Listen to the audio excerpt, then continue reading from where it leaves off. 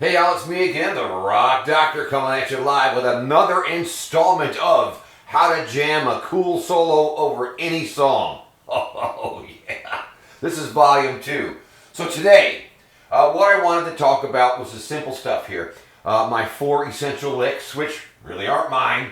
They're all based on the home scale of the pentatonic scale, the home shape.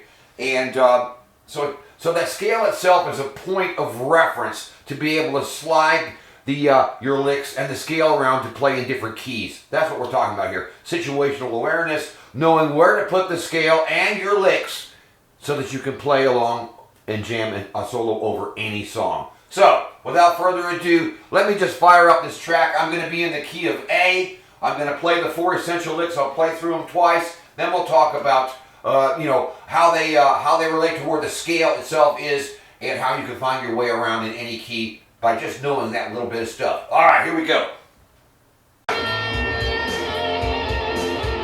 Number 2. Number 3. Here's number 4. Taking it around again, number 1.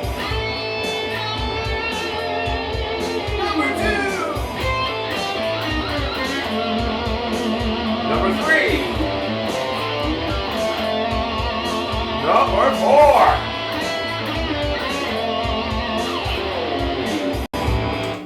All right, now let's talk about all that stuff. So yeah, that backing track was a little loop segment of my backing track at A, number 1. We'll talk about that in a minute, I guess, but we're in the key of A. So the way I lined all this stuff up, first off, you got to know where to put the scale. Where does the scale go for whatever key you're in, okay?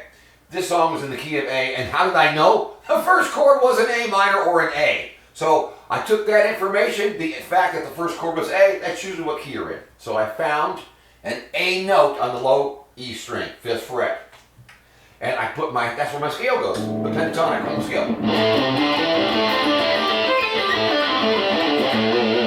See, there it is, 5th fret A note, scale goes right there. And all of our licks come right out of the scale. So that's part of that situational awareness thing I'm talking about. You've got to realize that these licks, you have to have a vocabulary of licks to play. You don't just play anything. You've got to know what you're playing, okay?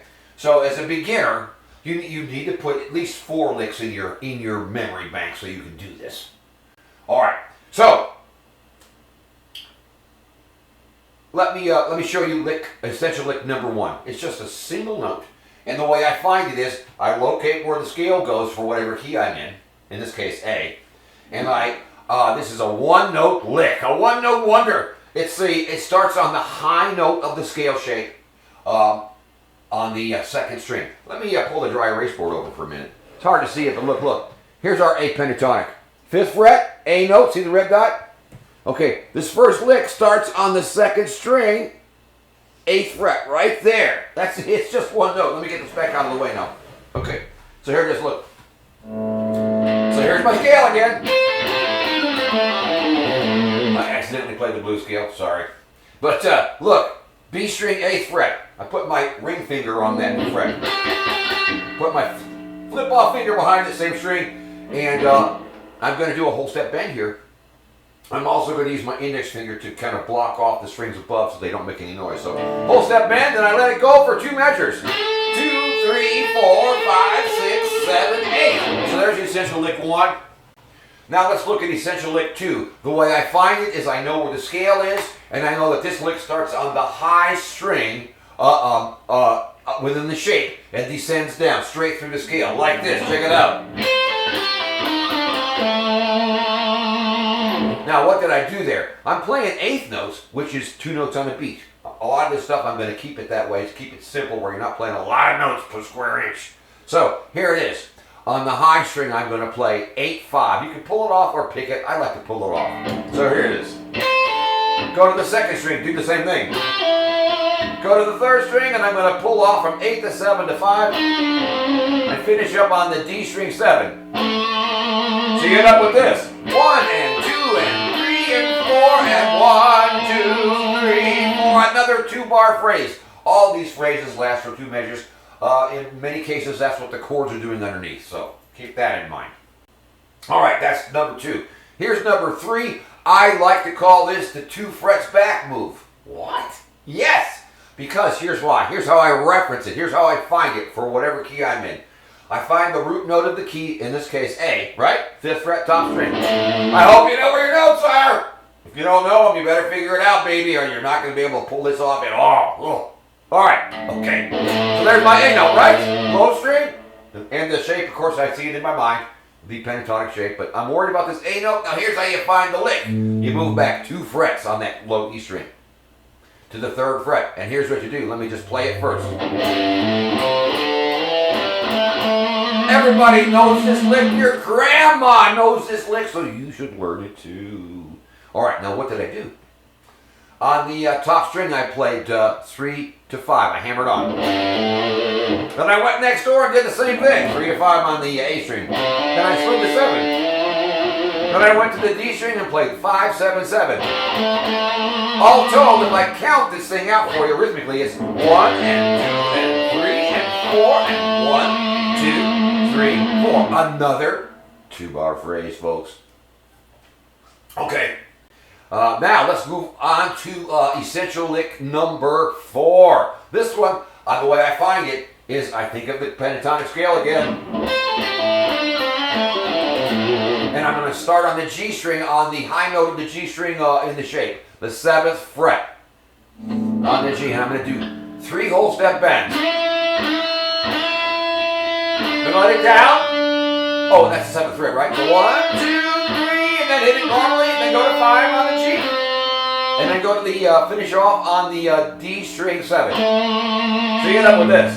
1, 2, 3, and 4, and 1, 2, 3, 4. Another 2-bar phrase. Yeah. So it's important to just have some basic stuff here. You don't want to go crazy and start doing shreddy 16th note, 32nd note crap if you can't do this. You can't fly the fighter jet if you don't know how to fly the Piper Cub, right? So these are Piper Cub licks. But everybody knows them. All right, now, so again, all of those licks come right out of the scale, and I use the fact that I know where the scale is in order to play the licks. It's that simple. All right.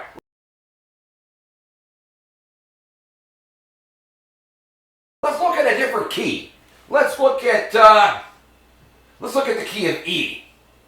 And what I'm going to do here is I'm going to pause for a second. I'm going to pull up a backing track of mine, my backing track in E number 1, and we're going to do the same exact licks in the key of E. All right. So before I start, let's just talk about that. How do I know we're in E? Because the first chord in this little progression is E.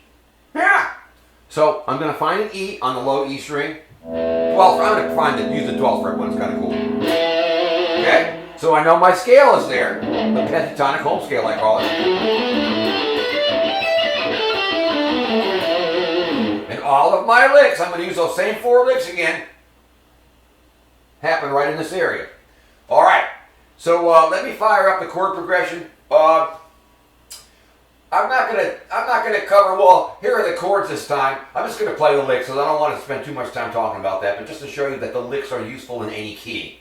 I just won't give you the whole dissertation on. Oh, we're playing over this chord, so we're resolving the last notes of this. I'm leaving that out today. But yeah, you got to know how to end the lick too. So watch my other video that I put up yesterday. We'll talk about it there. Okay.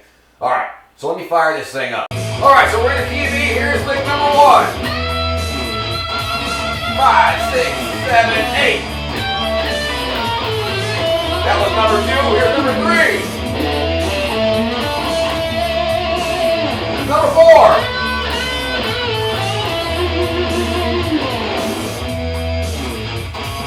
Pretty simple. I used all the licks from the first example in A. Of course, now as time goes on and you really get this stuff down, you don't have to play them in the same order. You can do whatever you want. And as time goes on, you'll have lots of permutations of these licks, and you can put them together in different ways. But there you go. There's that one.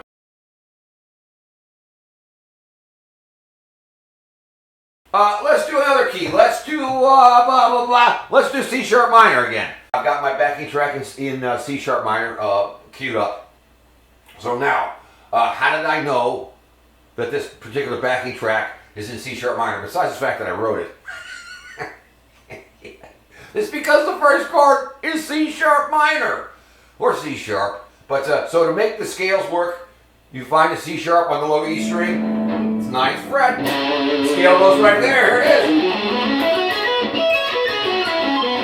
But nobody plays the scale, right? Sounds like a scale. It doesn't sound like music. So instead we play licks. But that's my point of reference. Knowing where the scale goes, I know that my licks come right out of that dang shape, and that's how I find my way. It's one of the ways that we do it. And to get started, I recommend this is what you do. It's safe. It's easy. Yep. And hot chicks will love you if you can pull this off. Yeah. So right off, yeah. Anyway, so let me fire the track up, and I'm going to play those same 4 essential licks again, this time in C sharp. So I'm up here in the 9th position. Here it goes. Okay, here's number 1.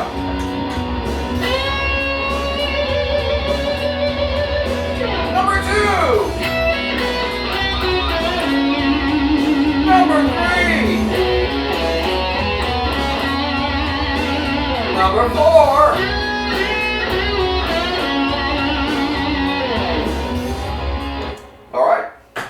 So, the point of this video again is knowing where to put the pentatonic scale and realizing that your licks come right out of that shape. So that's how I find my way. If I know where the scale goes, I know where my licks go. Simple! And in all honesty, everything that I do one way or another ties into me knowing where a particular scale might be in relationship to the chords. But again, I don't play scales. I play licks. Yeah. So you've got to know what the chords are you're playing over. You've got to know your licks. You've got to know where you are. But start simply. Don't do a bunch of complicated shit if you can't play some simple stuff in the pocket first. So your goal should be able to string these 4 licks together in different orders and lock into the groove. And don't forget, you have to resolve the last note to the proper chord tone at the end of each pair of chords. Reference my other videos for that. We don't want to talk about that today. But that's basically it. So knowing where the scale goes, knowing that your licks tie into that scale in wherever position you're in, and how long the chords last, and how long the licks last, blah, blah, blah, blah, blah. It's a lot of stuff. But if you work at it a little bit at a time, you'll get there. All right, it's me, the Rock Doctor. Don't forget to like, share, subscribe, leave a comment, order me a pizza, find me a hot-looking bass player, and I guess that's it. I'm out of here. Bye.